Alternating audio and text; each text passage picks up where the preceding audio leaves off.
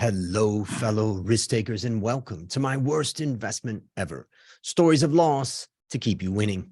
In our community, we know that to win in investing, you must take risk, but to win big, you've got to reduce it.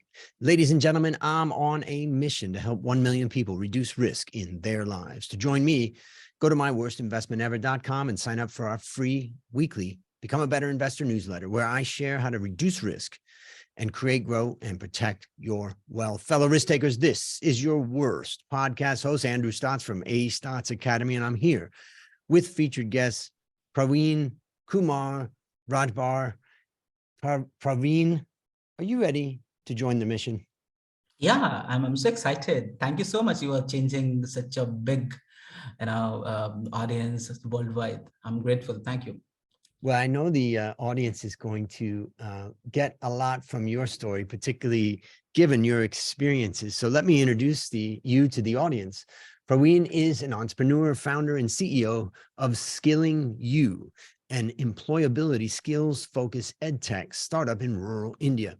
This is one of the top 100 promising startups ranked by Google and the Ministry of Electronics and Information Technology, and is being incubated by Google, EdStart, Agora, and TIE. He has worked for over 13 years in corporates such as Axis Bank, Home Credit, Amway, SBI Cards, and AU Bank. Praveen, take a moment and tell us about the unique value that you're bringing to this wonderful world. Thank you so much, Andrew. As this such a lovely being here and introducing me here with your lovely audience. So as I said, I'm Praveen from India. I'm in Delhi, the capital of India. The value that I'm trying to build or trying to give back to the society, because I believe whatever I am today, because of the society I come from, because of the people, they have helped us to me be here. So I come from a very humble background, a rural part of India, a state called Uttar Pradesh. And after my completion of graduation, I had no money to pursue my next education. I wanted to do some fancy courses like MBA. I wanted to become radio jockey and all, but due to funds and all, being a farmer's son, I was not able to complete it. And I came to Delhi just to look for a job and all. So I started my career here. After spending 13 plus year in the corporate and being 5 year in my own entrepreneurship journey, I realized one thing, that I realized very initially at the moment when I was here in Delhi. It's not Praveen who, came here in Delhi. There are lakhs of students, drop down to the metro cities of India after graduation, post-graduation, looking for a job without having any clue what to do next and what kind of skills they need to get a basic entry-level job, what kind of motivation they need. Even they don't know what is the meaning of a resume, how to give basic interview, and they struggle a lot, because I struggled a lot finding my first job. That was only for 3,200 rupees per month when I started my first job. So that was that became my mission today. I'm helping the kind of student, the rural part of India's student. They struggle in the same way that I struggled, and we have helped more than 2 lakh students today just to get their basic skills on employability part and to get a job in the market, to understand what kind of information they need to get into the corporate world. Helping them with the basic English courses, computer courses, Excel courses, interview skills, marketing skills, so that at least they can start the career, they can earn at least, and they can be self-reliant, self-dependent. And that's my mission is actually, because India is, 70% of India belongs to rural India. So if you want to empower India, you need to focus on the 70% of the India part. And that's where I'm working. That's where I'm trying to contribute and give back to the society. Yeah. Thank you. I'm done. Interesting. And I forgot my translation of the quantity of lakh. How does that translate into the like thousands? I need to check how it comes into 2,000 or 20,000. It's a 2 lakh. I can give you in the dollar. Like in the, it's a 2 lakh basically. 20,000 or 10.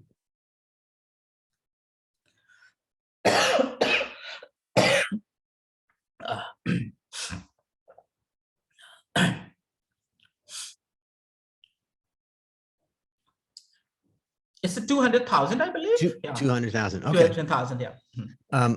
And I was just thinking about, I had a guest on episode 340, Janiad, and he has a business in America called nodegree.com. And he focuses on people that don't have a degree and won't ever get a degree and helping them get access to the job market. And I thought that was really interesting. And, you know, here you are trying to serve the need that's there right now, right? Yeah. And I'm just curious, like, what is the biggest challenge as far as reaching the market? You know, like when you look at advertising, marketing, and that type of thing, you know, this rural areas are very dispersed and it's not easy to nail it. I'm just curious, how are you reaching the market? Yeah, startup is itself a very daunting task. It is never going to be happen, because when you choose a startup, you choose a different life altogether. I always mention in my talks that a startup is not a business, it's lifestyle. You need to live it on a daily basis, like 24/7 job. You can, if you can't think 24/7 in the startup way, you can't run the business. Obviously, as you said, it's a worst investment. There are a lot of things that, you know, there is nothing called worst investment, which I believe, because you got to learn a lot of things, right? I lost my first startup when I was working with a corporate. I left the job and I learned a lot of things after failing that. After spending almost 15 lakh, in Indian rupees, obviously, I learned a lot of things, that what not to do in my next startup. Right. So what I believe, knowing in the business what to do, it is more important than what knowing not to do. Okay. So that's so marketing. When it comes to marketing, first of all, you need to have a great product, because great product help you in the better marketing and all. Today the youth is always on the digital platforms, right? As we know, a smartphone is all the time in hand, and that's the market actually. So you need to know how to show your product to the audience. The marketing on the Facebook or Google or any OTT platforms are playing a bigger role today to help you reach to the right audience. Apart from these, we conduct a lot of offline events in the colleges, universities. We work with the universities and colleges as well. We have done more than 200 programs on physical events with the universities and colleges, where we have trained or interacted with lakhs of students, right? So that's one way of doing marketing that we do on the ground. So basically we follow two methods. It's a basically hybrid model. One is the digital marketing that we do on the social media platforms. The second is the offline market, when we go to the school and colleges and we interact with the student. We give them value, some motivational seminars on basic skills they need to get into the job, interview skills, the confidence building, and that's how we promote our product. Second, I would like to mention here, because our product is very pocket friendly. Okay. Yeah. The mission that I'm looking for, it's not about that making money only. So our maximum products are below 500. In 1 second, I just see how 500 is in the dollar. It's like $6, $7. Yep. So a low price point, low entry point, exactly. so they can get access. Exactly. So $6 to $7 is just the prices that we deal with, and we give them a lifetime access to the courses, and they can learn whenever they want. They can access the course whenever they want, as many times as they want. So this is again, like a very unique point, because the rural India is it's not an India having big pocketed, right? So when you have a product which is very pocket friendly, it help you reach to the bigger audience automatically. So that's the few things that we focus on. And did you ever do it either free or limit, free for a period or free for a certain amount of content? Or did you always think it's better to charge a certain amount because, for whatever reason? I'm just curious, your marketing strategy. And it is very easy. I mean, the kind of background I come from, I just said I was very, I struggled a lot with my education because of the funds and so on. I realize how it feels like when you want to study and you don't have money. Yeah. So believe you me, during the lockdown, we gave free education, free courses to more than 40,000 students. Right. And still we sponsor schools, colleges, universities. If there are a student not able to pay even $5 to $6, right, and we just give them free coupons even of our premium product. So it is more of a social entrepreneurship than the typical private limited firm. And obviously we are a profitable organization, EdTech company. We are well funded. Yeah, but still the social impact is always in our mission. If there is a student is trying to get or learn something, we are there to support, and we give free accesses to. And what's the market like? I mean, where do you see the potential for what, for your products? Is it, are you close to that, or is it, 100 times bigger than where you're at right now? Yeah, we are growing really fast, and at least at the speed of like 50% every month these days. And as I said, 60% of India belongs to rural part of the country. Yep. And if you look at the youth, still the penetration of mobile or smartphones, 4G and 5G is enabling everyone to study at home. So lockdown quite helped these businesses, right? Because during the lockdown, everybody was locked in the room and there was no access to the schools and colleges. So these online learning were forced to happen, right? And that created a new world, new business and all. Obviously it came, but but this lockdown helped to prioritize this. Right. So I see a big market. It's a huge market, huge market, right? And we are the kind of a speed that we are taking, the kind of a speed we are growing. Very soon we are going to be in a big market, big segment in the big EdTech companies like in India. Right. So yeah, exciting. It's a huge market. It's a huge market. Well, thanks for that introduction, and it's interesting to learn what you're doing, and it sounds exciting. So now, thank you. It's time to share your worst investment, and since no one goes into their worst investment thinking it will be, tell us a bit about the circumstances leading up to it, and then tell us your story. I believe worst investment is. I mean, at my personal view, there is nothing called worst investment, because I always connect the dots, right? Whatever I have done in my past, the decision that I took, but didn't work that way as I expected. But today, whatever I am today, because of that movement, that action only, whether it was bad or good, it is helping me today. So let me tell you, as I said, when I started my first startup and we lost in within a year only, as we say, 95% of startups are not able to see second year, right? Yeah. So we were one of them in my first startup. Today, my startup, recently we completed 5 years in my SkillingYou, the current business, right? So I lost almost 15 lakh rupees. My rhythm of the career was broken because I left the job and I started that business.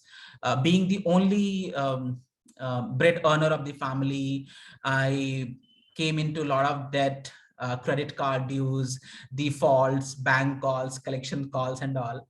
But yes, I learned a lot of things, what not to do, because today, those learnings are running my current business. Yeah, whatever I am today, because of that failed startup only. Yeah. So after spending 15 lakh rupees in that business, today I'm able to complete the 5 years of my current organization, and to make it profitable, make it well funded, creating more jobs and all. So yes, I just want to tell all the audience there who are going to listen this podcast, please, whatever you want to do it full enthusiasm, right? Even if you're gonna fail, it's gonna give you a lot of learning, which no university in the world can give you, right? So practical learning is always awesome. When you learn with your own experience, it is going to give you a lot of strength, a lot of maturity, a lot of thoughts that what not to do next. Yeah. So yes, even recently we learned a big lesson as well. Being a digital company, in the online education company, we were running our sales businesses with some offline market kind of things, right? And we were not doing pretty good, right? So somehow we just focused our we started focusing on the digital sales again. And I had to so there were 25 people in my team, and luckily they left the job. I did not ask anyone to leave the job or probably resign. Somehow they just left the job, and we came down to the 5 people. Yeah. So, and the moment we came down to the 5 people, our businesses for that month grown on 800 times. So I just learned, if I had to take this decision almost 8 or 9 months before, I would have saved almost 30 lakh rupees. Yeah. So this was the learning, because there is one quotation in the startup world that I really love about. If you can't feed your team with 2 pizzas, it's the last team. So what I learned today, even you can do amazing businesses with a small team if they are amazing at their work. And that's what we are doing today, right? We are just 5-6 people making really good revenue and paying good salaries to them. And now we don't need a large team. And now I can, yes, feed my team with 2 pizza to complete the stomach, like full stomach. So that's what the learning. So I obviously I lost almost 30 lakh rupees, but the kind of learning I received, the kind of learning I got, it is amazing. And trust me, it is going to help me in my upcoming fundraise, upcoming journey in my startup life. So let's recap and kind of summarize what you think are the number 1, number 2, number 3 most important things that you learned. So first startup helped me to learn, when I failed my first startup, it is always the finance management. Yeah. When you want to start your business, make sure that you understand your product well, you understand your market well, you understand your finance well, because when you leave your job and you come into your business, you still have to look for the salary, and a startup is not going to pay the salary, right? So we did not control our expenses. We hired a lot of people, we hired a lot of gadgets and all, the offices and all, and we collapsed. Right. So when you are into startup journey, you will have to make sure that your finances are in control. Yeah. And you have some backup plans to live your life, at least on the minimum side. Right? So that was the amazing learning that I received. Second, I learned that people are your biggest strength. Yeah. The networking skills, your biggest skills being a founder and CEO. Right. So you should have the awesome people, awesome mentors, right? Because what I completely believe today, if you want to run a successful startup, you will have to have amazing mentors around. You cannot play it all alone. You cannot play it all, just because that you are capable to do all of things. You cannot make a great company. So to create a great company, please have right mentors around you. Right, they will at least help you not to do the wrong things, probably sometimes we fall in love with our own ideas. Yeah. And when we fall in with our own ideas, we generally don't listen any criticism against it. So mentors are the people when they can, they will be at least able to give you that this is wrong, right? This is you need to correct. Yep. So having a right mentor help you to create a great company, create a great journey and the entrepreneurship things. One question on the mentor, how do you find a mentor for the person listening in that says, oh, that's probably good advice, I need to get a mentor? Is a mentor inside your company, outside? Is it someone older? Is it someone, your age? How would you say the best way to find a mentor is? See, this is my completely a personal experience. I never, look for mentors from the, service field.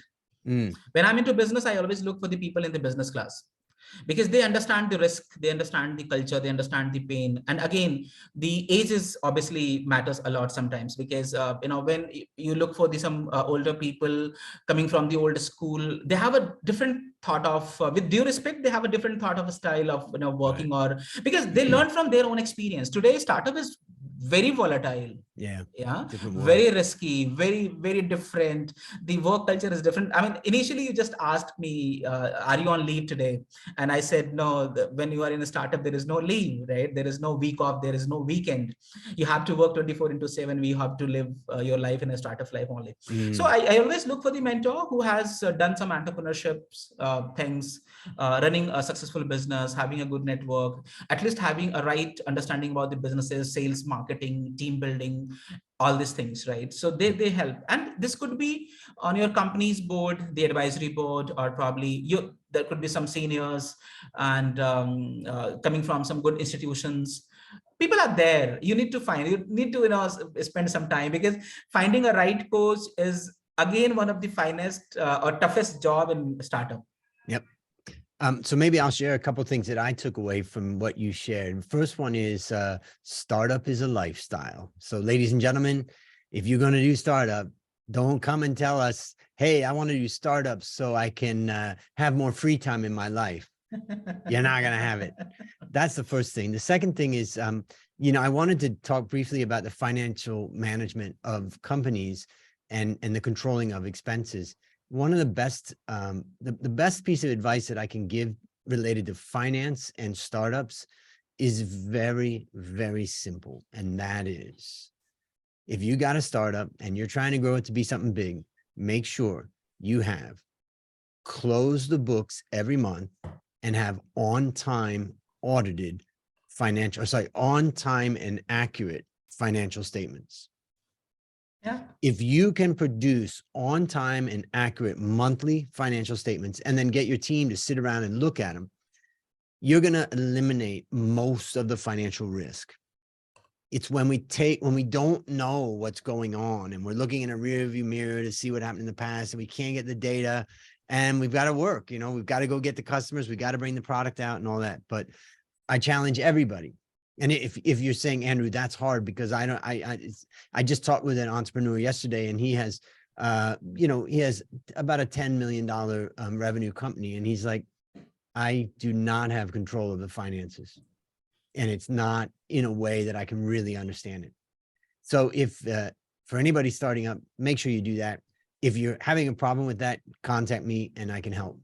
And then, the other thing about people, having good people and having good mentors, I think it's an inspirational thing for all of us to reach out and try to find those mentors that can help. I know when I was young, I just did it myself.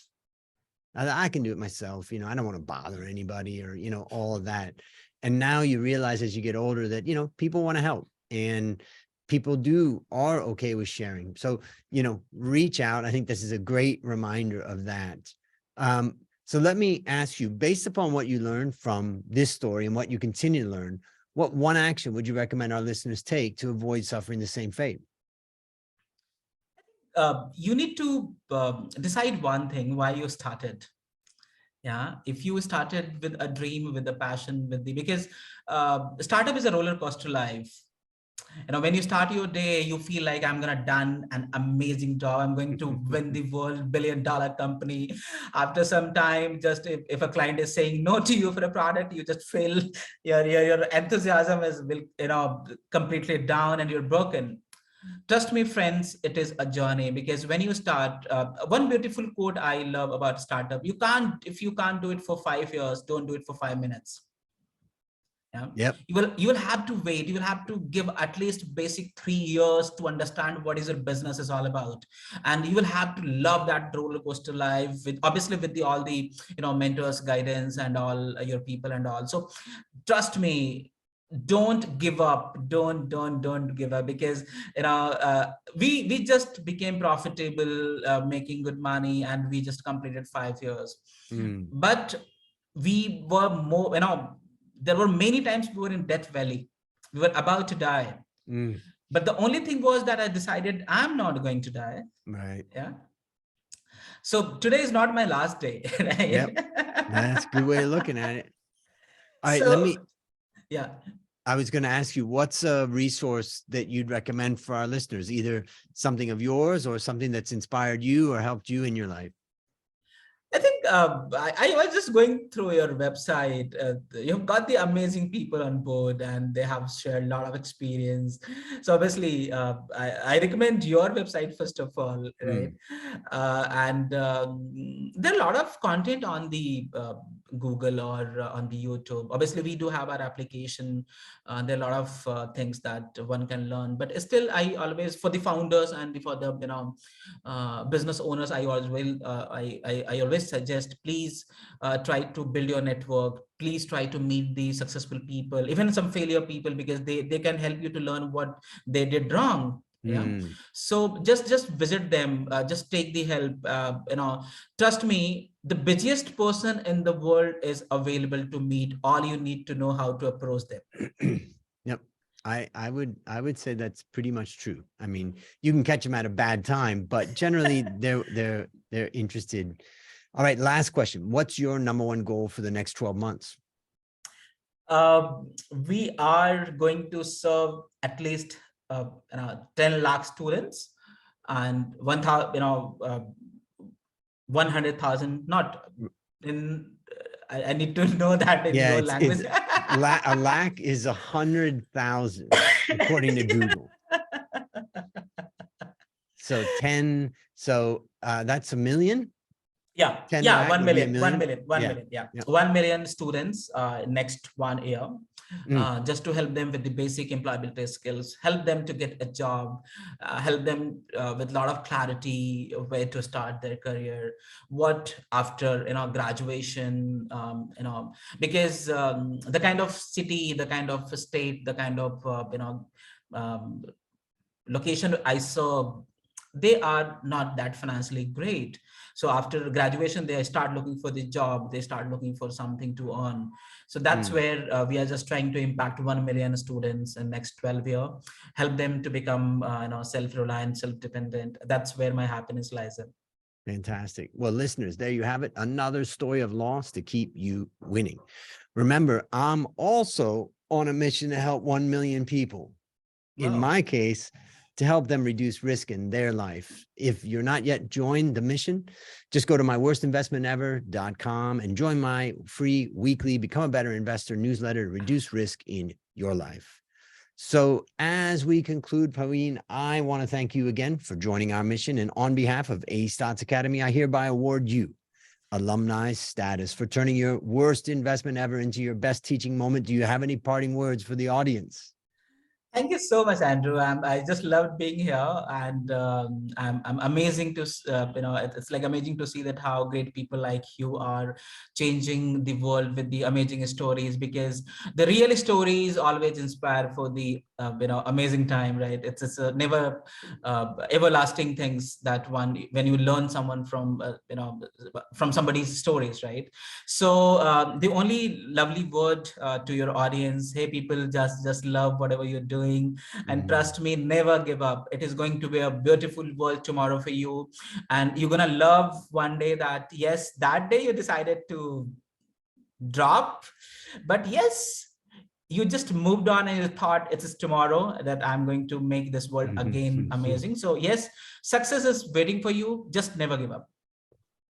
Fantastic. And that's a wrap on another great story to help us create, grow, and protect our wealth. Fellow risk takers, let's celebrate that today we added one more person to our mission to help 1 million people reduce risk in their lives. This is your worst podcast host, Andrew Stotz, saying, I'll see you on the upside.